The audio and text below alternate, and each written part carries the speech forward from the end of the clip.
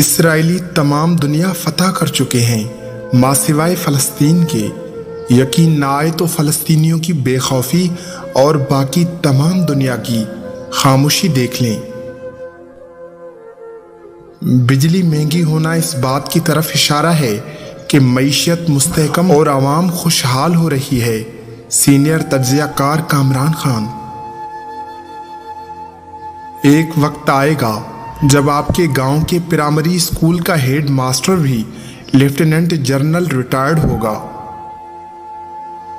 منٹو صاحب نے کیا خوب کہا تھا، میرے شہر کے معززین کو میرے شہر کی طوائفوں سے زیادہ بہتر کوئی نہیں جانتا۔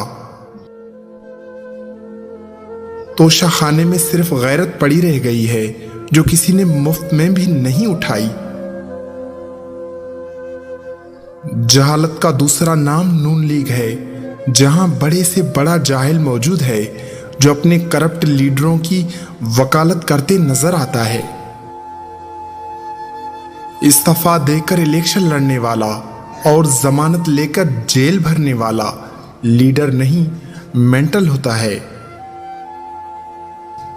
دنیا بھر کے ذخیرہ اندوز جہنم میں جائیں گے، لیکن پاکستانی ذخیرہ اندوز اگلے مہینے عمرہ پر جائیں گے۔ زمانہ جہالت میں جو بھی نیا آرمی چیف آتا تھا، ہم کہتے تھے اس سے انڈیا بہت ڈرتا ہے۔ جنرلوں کی امریکی غلامی اور ڈالروں کی محبت فوج کو بدنام کر رہی ہے۔ کاش کوئی توشہ خانہ غریبوں کے لیے بھی ہوتا، جہاں وہ 150 روپے کلو والا آٹا 15 روپے کلو میں خرید لیتے۔ مملکت خداداد میں بیواہوں کو آسرے، یتیموں کو دھتکار اور ججز کو پلاٹ ملتے ہیں۔ بازار میں آپ کو کسی بھی دکان سے کوئی خالص چیز نہیں ملے گی، لیکن ہر دکاندار تبلیغ کرتا ضرور ملے گا۔ ہمارے ملک میں تو اس قدر اسلام ہے کہ ریاضی کا استاد بھی اسلامیات کے بغیر ریاضی نہیں پڑھاتا۔ 2 + 2 انشاءاللہ 4۔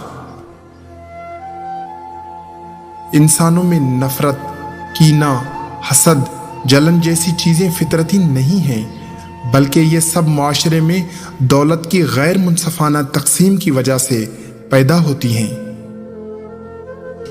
جو لوگ ایک دوسرے کی مسجد میں جانا پسند نہیں کرتے، وہ جنت میں ایک ساتھ کیسے رہیں گے؟ جیو نیوز دیکھنے سے اچھا ہے بندہ نیشنل جیوگرافک دیکھے، وہاں بھی کتے بلے نظر آتے ہیں، لیکن ذرا نسلی۔